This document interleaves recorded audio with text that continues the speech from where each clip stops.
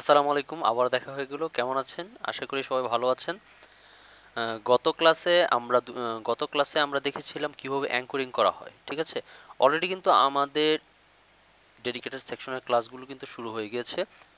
আমরা ইতিমধ্যে ডেডিকেশন সেকশনে 2টা ক্লাস দিয়েছি এবং এটা হলো আমাদের ডেডিকেশন সেকশনের 3 নম্বর ক্লাস। আজকের ক্লাসের টপিকটা হলো স্মার্ট স্পেসিং পদ্ধতি, কিভাবে বাংলা ফন্টে স্মার্টলি স্পেসিং করা যায়। আর আরেকটা বিষয় হলো, আপনারা যদি বাংলা ফন্ট আমার এই কোর্সটির যে কোনো ধরনের আপডেট, নতুন কোর্স এসেছে, কখন কি আসবে বিষয়, এগুলো যদি জানতে চান তাহলে এই পেজটিতে russellsquare.com এর এই পেজটিতে ফলো দিয়ে রাখবেন, ঠিক আছে? কারণ সকল আপডেটগুলো কিন্তু এই পেজটি থেকে আসবে। যদি যে কোনো ধরনের আপডেট হোক, সেটা আপনার প্রশ্ন হতে পারে, সেটা আপনি এই পেজে করতে পারেন বা আমাকে আমার পার্সোনাল ইনবক্সে নক করে করতে পারেন, ঠিক আছে? তো চলুন সময় নষ্ট না করে শুরু করা যাক। এখানে একটা বিষয় খেয়াল করুন যে বাংলা বর্ণমালার যে শেপগুলো রয়েছে, কিছু কিছু শেপ রয়েছে যেগুলো বাম পাশ দিয়ে বাঁকা থাকে, কিছু কিছু শেপগুলো রয়েছে যেগুলো ডান পাশ দিয়ে বাঁকা থাকে, কিছু কিছু শেপ রয়েছে যেগুলো ডান পাশ দিয়ে সমান থাকে, কিছু কিছু শেপ রয়েছে যেগুলো বাম পাশ দিয়ে সমান থাকে, ঠিক আছে? এখন এইগুলোর সাথে একটার সাথে আরেকটার অ্যাডজাস্টমেন্টের যে বিষয়টা রয়েছে, সেটা কিন্তু যদি আমরা প্রপারলি না করি তাহলে লেখার পরে, কম্পোজ করার পরে দেখতে কি হবে? খারাপ লাগবে চোখে, ঠিক আছে? এখানে খেয়াল করুন, আমি একটু টেস্ট করে দেখাই। হ্যাঁ, দেখুন, সরেয়া সরেয়া লিখলাম, অথবা সরেয়া ত আকার আতা, ঠিক আছে? অথবা আপনি ক আকার দিলাম। এখানে খেয়াল করুন, আমি একটু ফন্ট সাইজটা একটু বাড়িয়ে নিই।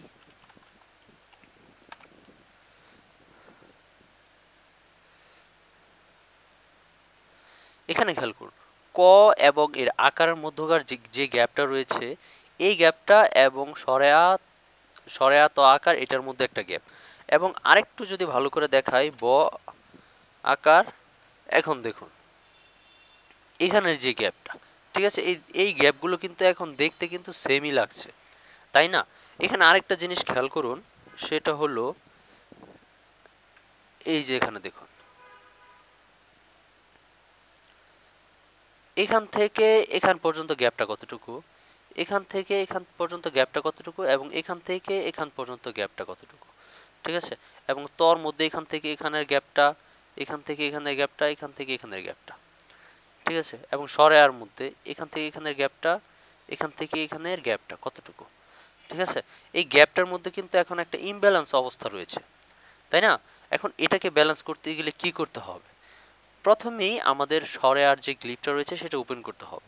ওপেন করার পর এই যে শেপটা যেটা রয়েছে, এটা থেকে এখান থেকে এখান বরাবর একটা বক্স নিতে হবে, ঠিক আছে?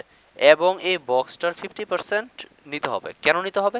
কারণ 50% স্পেসটা আমি স্ট্রেট যে শেপগুলো রয়েছে সেটার বাম পাশে দেব, এবং ডান পাশে যেগুলো স্ট্রেট রয়েছে সেটার ডান পাশে দেব, যাতে করে এই স্বরের আকারের মধ্যকার যে গ্যাপটা রয়েছে, ডিজাইনের যে ডিজাইনটা প্রোভাইড করেছি, এই সেম স্পেসটা যেন সবগুলোতে থেকে যায়। তো আমি এটাকে একটু ছোট করে এটার 50% করে নিলাম। দেন এখানে আমি এটার স্পেসটা অ্যাডজাস্ট করে দেব, ঠিক আছে? এখান থেকে লক করা আছে, আমি এটা লকটা ছুটিয়ে নিলাম, দিলাম। এখন আরেকটা বিষয়, এটা হলো আপনার সরেয়া, মানে এটার বাম পাশ দিয়ে কার্ভি শেপ। এখন এটার জন্য কি করতে হবে? এটার জন্য আমি যে শেপটা নিয়েছিলাম এটার থেকে চোখ বন্ধ করে 50% আপনি নিয়ে নেবেন, যেন ওই স্পেসটা এখান থেকে কম হয়। এখন এখান থেকে আমি এটাকে ঠিক সেমভাবে এখানে এনে রাখতে পারি, কারণ অনেক শেপ রয়েছে যেগুলো আপনার ওই যে মার্ক টু বেসের যে মার্কগুলো রয়েছে সেই মার্কগুলো অ্যাডজাস্ট করার জন্য, ঠিক আছে? আমি এখানে রাখলাম, দেন এটা আমি এখান থেকে ডিলিট করে দিই, অ্যান্ড এটাকে আমি কি করি? লক করে দিই। এখন কি করতে হবে? এখন এটাকে এই পর্যন্ত এনে দিতে হবে, ঠিক আছে? সর্বপ্রথম বাম পাশের যে স্পেসিংটা সবগুলো শেপের এভাবে করতে হবে। এটা করলাম আমি সরেয়া। এখন বাম পাশে স্ট্রেট যদি শেপ থাকে, যেমন তাহলে ছটাতে কি হবে? ছটাতে এখানে চলে আসবে, আরেকটু আসবে, কারণ উপর দিক দিয়ে একটু কার্বি আছে, তো এই জন্য এটাকে এই বরাবর দিয়ে দিলাম, ঠিক আছে? ছ আমি যদি এখন যদি চতে যাই, সেম আমি চটাকে আরেকটু বাম পাশে চাপায় দেব। আমি যদি এখন এটাকে যদি কতে যাই, বাম পাশ দিয়ে যেহেতু একটা কার্ভ আছে, বাম পাশ দিয়ে আমি এখানে দিয়ে দেবো। ঠিক আছে, এই একটু এদিকে আমার দেওয়ার কারণটা হলো এটা একটু বেশি রকম এখান থেকে যে গ্যাপটা, কারণ এই গ্যাপটা যখন ফন্টটা যখন আমরা দেখব কম্পোজ করার পরে, তখন এই গ্যাপটাও আমাদের চোখে লাগবে, তখন ওই যে ভিজুয়ালাইজেশনের জন্য খারাপ লাগবে, সেই জন্য এটাকে আরেকটু কমিয়ে দিলাম যাতে আকার বা অন্য শেপের সাথে যেন কনফ্লিক্ট না হয়ে যায়। ঠিক আছে, তারপরে এখানে এটা করলাম। সাপোজ ধরেন লেফট সাইড স্ট্রেট যে শেপগুলো সেগুলোর স্পেসিং আমরা করলাম, দেন রাইট সাইড স্ট্রেট যেগুলো রয়েছে সেগুলো এখন করতে হবে। ঠিক আছে, এবং লেফট সাইড কার্ভ যেটা রয়েছে সেটাও আমরা করলাম। এখন রাইট সাইড স্ট্রেট যেটা রয়েছে সেটা আমাদের কীভাবে করতে হবে, সরে হাতে আসি আবার। এই যে এখান থেকে এখান পর্যন্ত যে শেপটা নিয়েছিলাম, এই পর্যন্ত একটা শেপ নেব,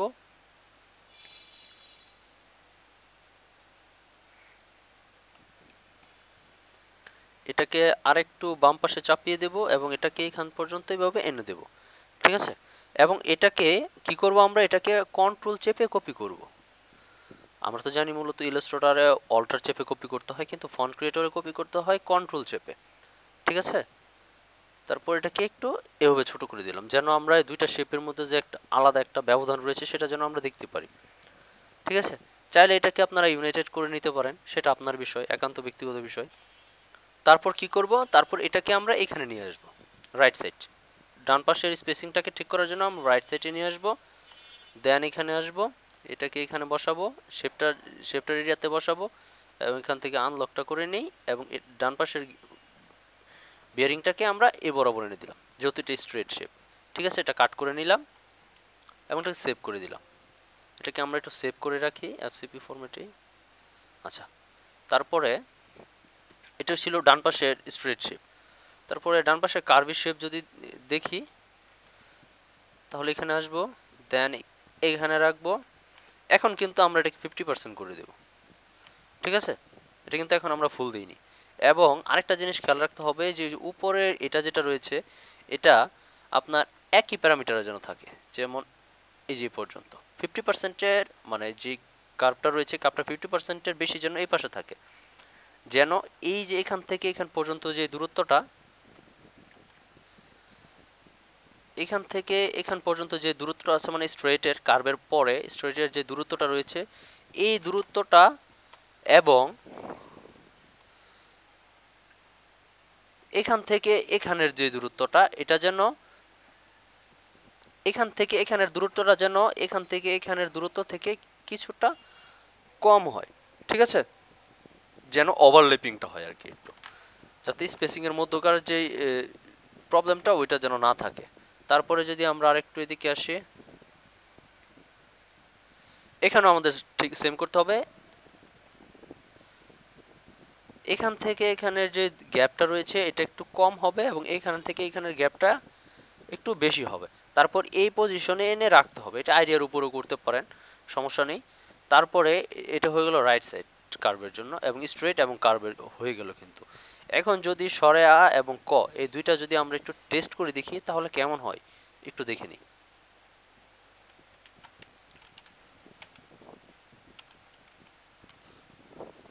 ঠিক আছে, এ দেখুন এখানে কিন্তু লেগে যায়নি, দুইটা ক যখন আমি পাশাপাশি লিখলাম তখন এখানে কিন্তু লেগে যায়নি, কিন্তু এখান থেকে এখানে পর্যন্ত গ্যাপটা দেখেন।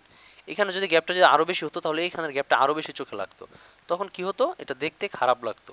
ঠিক আছে, এবং দেখেন এখান থেকে এখানে গ্যাপটা কিন্তু ঠিকই মনে হচ্ছে। ঠিক আছে, যদি আপনি স্ট্রেট আবার টানেন তাহলে দেখবেন এখানে গ্যাপ কম, কিন্তু এখানে কার্ভ হওয়াতে এখানে গ্যাপটা কি মনে হচ্ছে বেশি।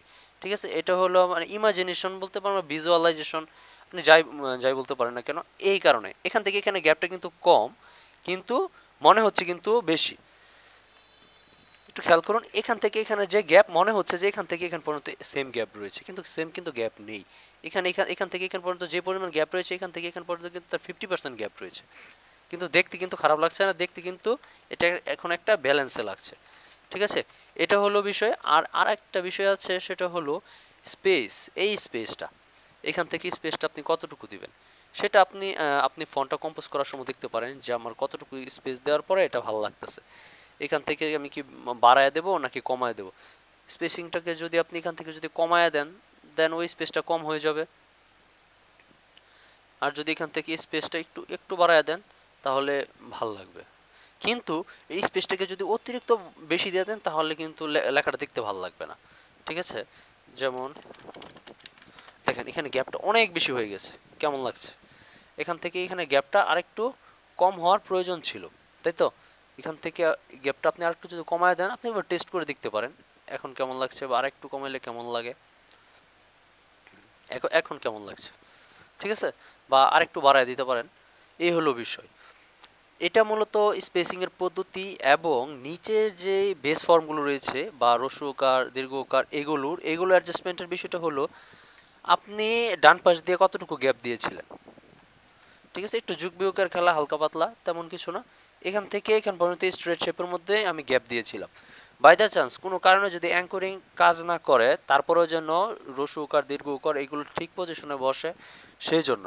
অথবা আনসি ফন্টে তো আমাদের অ্যাঙ্করিং যে ব্যাকওয়ার্ডের যে সফটওয়্যারগুলো রয়েছে, প্রিভিয়াস অনেক পুরনো যে সফটওয়্যারগুলো রয়েছে, সেগুলোতে মূলত স্মার্ট লিঙ্কেজের অপশন কাজ করে না। ঠিক আছে, সেহেতু কি হয়, প্রবলেমটা হয় কি, হ্রস্বকার দীর্ঘকার এটা এলোমেলো বসে। তাই কি করতে হবে, এখানে এই ব্যালেন্সটা রাখতে হবে। এই যে আমি বাম পাশ দিয়ে যে দুইটা দাগ দিয়ে রেখেছিলাম, এখন ওই দাগের বিষয়টা এখন আমি যদি এখানে রাখি, তাহলে দেখেন যখন অক্ষরটা যখন শেষ হবে, এটা মাইনাস পজিশনে আছে, তো তখন এটা এখান থেকে এখানে এটার সাথে অ্যাডজাস্ট হয়ে যাবে। ঠিক আছে, যদি অ্যাঙ্করিংটা কাজ না করে। আর অ্যাঙ্করিং কাজ করলে তো আপনি যেখানে ইচ্ছা সেখানে বসায় যেভাবে অ্যাডজাস্ট করতে পারেন। কিন্তু আমাদের স্মার্টলি করতে চাইলে কি করতে হবে, আমাদের এটার পজিশন ঠিক রাখতে হবে। তারপর অ্যাঙ্করটাকে এখানে এনে বসাতে হবে, অ্যাঙ্কর 3 বা 5 যেটাই হোক, এটা এখানে এনে বসাতে হবে। দেন কি করতে হবে, দেন ওই শেপটাতে যেতে হবে। সাপোজ ধরেন ক, ঠিক আছে, কতে যেতে হবে, এবং কতে এই যে 3 নম্বর অ্যাঙ্করটাকে এই পজিশনে, রাইট পজিশনে বসায় দিতে হবে। এখন যদি আমরা ক দিয়ে টেস্ট করে দেখি তাহলে কি হয় দেখেন। ঠিক আছে, এখন কিন্তু এটা সুন্দরভাবে বসেছে। এবং এটাকে যদি আমি চেঞ্জ না করতাম, এখানে রাখতাম, তাহলে কি হতো, ঠিক ঠিক পজিশনে বসেছে, বসে নাই। সো এটাকে অ্যাঙ্করটাকে এখানে এনে বসায় দিতে হবে। এখন যদি টেস্ট করি, সুন্দর, ঠিক আছে, স্মুথলি বসেছে। এ হলো বিষয়। আর নিচের যে বেজ মার্কগুলো রয়েছে, বেজ মার্কগুলোকেও এভাবে বসাতে হবে, যেটা আমি দেখিয়েছিলাম। মানে আপনি এখান থেকে গর সাথে গর সাথে যদি আপনি ট যোগ করতে চান, তাহলে অবশ্যই টটাকে একটু মাইনাসে নিয়ে আসতে হবে। মানে গটাকে ডান পাশ দিয়ে একটু ছেড়ে দিতে হবে, যেন এই অংশটা টর সাথে লেগে যায়। মানে এখান থেকে সাপোজ ধরেন এখান থেকে এখান পর্যন্ত হলো স্পেসিং এরিয়া। ঠিক আছে, এবং এই অংশটা যেটা রয়েছে এটা টর ভিতরে চলে যাবে, মানে এখানে যুক্ত হবে। ঠিক আছে, এই জন্য এতটুকু ডান পাশে ছেড়ে দেওয়া হয়েছে। এই হলো বিষয়। আবার যদি আপনি এখানে দেখেন এখানে উঁতেও রয়েছে, উঁটা আরও এই পাশে মাইনাস হবে। ঠিক আছে, অথবা কি হবে বিষয়টা দেখেন, দেখেন চ কিন্তু মিলে নাই। ঠিক আছে, এখন যদি এটাকে যদি এখান থেকে মাইনাস করে দেওয়া হয়, দেন দেখবেন এবং চটা মিলে গিয়েছে, এই আর কি বিষয়টা। তারপরে এখানে আরও রয়েছে তালিব্য, মূর্ধন্য দন্তস্ব, এগুলো সেম সেম থিংস, সেম বিষয়। এই যে এটাকেও দেখেন আমি রসুকারের মতন মাইনাস পজিশনে রেখেছি। ঠিক আছে, কেন রেখেছি, যেন এটা ঠিকঠাক মতন যাতে মিলে। যেমন দেখেন আগের মতো অবস্থানে গিয়ে একটু দেখাই, প যোগ ব, দেখেন প এবং ব দুইটা কোথায় অবস্থান করছে। ঠিক আছে, এখন এটা বটাকে যদি আমি আরো এই পাশে নিয়ে আসি, এবং এটার অ্যাঙ্করটাকে যদি আমরা ঠিক করে এখানে বসাই,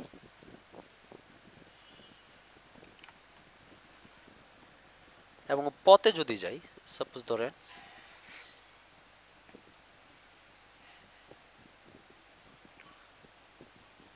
আমরা যদি এখন পতে চলে যাই, পর অ্যাঙ্করটা কোথায় আছে সেটা একটু দেখে নিই।